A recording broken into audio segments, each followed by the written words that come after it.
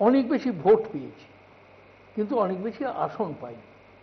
এটা না পাওয়ার একটা বড় কারণ যে কংগ্রেস 98 সাল পর্যন্ত, মমতা বন্দ্যোপাধ্যায় কংগ্রেস ছেড়ে বেরিয়ে গিয়ে তৃণমূল কংগ্রেস তৈরি করা পর্যন্ত কংগ্রেস প্রায় শতকরা 40% মতো ভোট পেয়েছে, কিন্তু আসনের হিসাবে শতকরা 10 থেকে 15% বেশি আসন পাইনি। একবার ইন্দিরা গান্ধীর মৃত্যুর পর লোকসভা নির্বাচনে আমরা 16টি লোকসভার আসন পেয়েছিলাম, আর 1996 সালে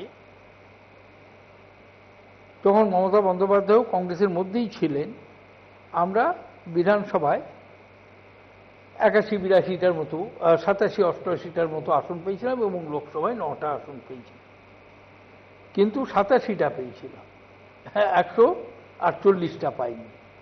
লোকসভায় 9টা পেয়েছিলাম, আমরা লোকসভায় 22টা পাইনি। কখনোই লোকসভায় বা বিধানসভায় সংখ্যাগরিষ্ঠতা পাওয়া তো দূরের কথা, তার কাছাকাছিও যেতে পারি। তার একটা বড় কারণ হচ্ছে যে সিপিএম সমস্ত বামপন্থী শক্তিগুলোকে তাদের সঙ্গে রাখতে পেরেছিল, এবং সিপিএমের ভোট আর অন্যান্য বামপন্থী রাজনৈতিক দলগুলোর ভোট মিলে সিপিএমের নেতৃত্বে বামফ্রন্টের ভোটটা আমাদের চেয়ে বেশি হতো, এবং আমাদের দেশে যে নির্বাচনী ব্যবস্থা আছে সেই ব্যবস্থায় যে একটা ভোট বেশি পায় সে জিতে যায়। গণতন্ত্রের এই ধরনের সংসদীয় গণতন্ত্রের নিয়ম হচ্ছে 100-র মধ্যে 51 পেলে 51 হয়ে যায় 100, 49 হয়ে যায় 0। সেই অঙ্কে আমরা হারছিলাম। মমতা বন্দ্যোপাধ্যায় কংগ্রেসকে ভাগ করার পর যখন তৃণমূল কংগ্রেস তৈরি হলো, কংগ্রেসের মোট আসন সংখ্যাটা মোটামুটি একই রকম থাকলো লোকসভায় এবং বিধানসভায়, কিন্তু সিংহভাগটা চলে গেল মমতা বন্দ্যোপাধ্যায়ের দিকে। যেমন 98 সালের লোকসভার নির্বাচনে 9টা আসনের মধ্যে 8টা মমতা বন্দ্যোপাধ্যায় পেলেন, একটা কংগ্রেস পেল, 9টাই কিন্তু থাক। 2001 সালের বিধানসভার নির্বাচনেও 60 এবং 26 মিলে মোটামুটি 86টার মতনই দাঁড়ালো। 2006 সাল 2004 সালে কোনো জোট হয়নি। এবারে আমরা দেখলাম 2009 সালে আমরা একটা রাজনৈতিক সিদ্ধান্ত এবং একটা সিদ্ধান্তে পৌঁছলাম, এবং একটা শিক্ষা আমি পেলাম, সেটা হচ্ছে কি যে যদি আমরা জোটটা করি তাহলে সিপিএমকে হারানো যায়।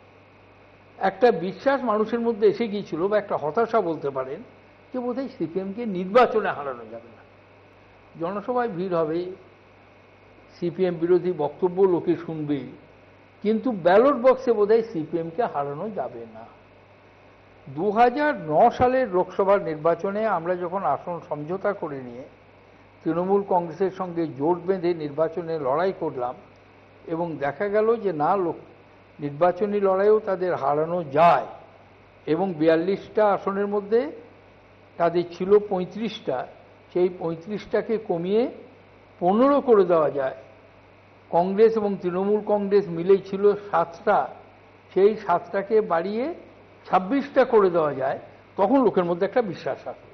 এবং আজকে যে পরিস্থিতিতে পশ্চিমবাংলার নির্বাচনটা হচ্ছে, সেই পরিস্থিতিটা হচ্ছে যে ওই পরিবর্তনের মানসিকতা এবং পরিবর্তন করা যায় এই বিশ্বাস, শুধু পরিবর্তন চাওয়াটা নয়, পরিবর্তন মানুষ চেয়েছে এর আগেও, কিন্তু মানুষ বিশ্বাস করেনি।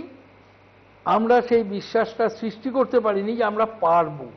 আজকে এইটা বোধহয় তৈরি করা গেছে, অবশ্যই ভোটের ফলে সেটা বোঝা যাবে, কিন্তু আমার নিজের যেটা মনে হয় যে এইটা আমরা আজকে তৈরি করতে পেরেছি যে হ্যাঁ পারা যায়। এবং জোট বেঁধে, আমি অন্য জোটের অন্যদিকে যাচ্ছি না, কে বেশি পেল কে কম পেল, কোনটা ভালো কোনটা খারাপ। প্রথমত আমি ভালো খারাপে বিশ্বাসও করি না, কেননা আমি উদাহরণ দিয়ে বলতে পারি ডায়মন্ড হারবার আসন 1952 সাল থেকে কংগ্রেস মাত্র একবার জিতেছে, আর একবার জিতেছিল সেটা নির্বাচনী কৌশল, মানে নির্বাচনী আইনের কারচুপিতে। 52 সাল থেকে কংগ্রেস সেখানে হেরেছে। অবিভক্ত সিপিআই পেয়েছে, কংগ্রেস 62 সালে জিতেছিল, তারপর থেকে কংগ্রেস কখনো সেই আসন পায়নি। সিপিএম পেয়েছে, এবারে তৃণমূল কংগ্রেস পেয়েছে। এখন যদি ভোটের অঙ্কে কেউ দেখে তাহলে সেটা হচ্ছে গিয়ে খারাপ আসন, কিন্তু মানুষ যদি সিদ্ধান্ত নেয় এবং মানুষের মধ্যে যদি বিশ্বাস আসে যে এই জোটটা পারবে, তাহলে ওই ভালো খারাপটা থাকে না, খারাপও ভালো হয়ে যায়, ভালোও খারাপ হতে পারে। এরকম অনেক উদাহরণ দেওয়া যায়।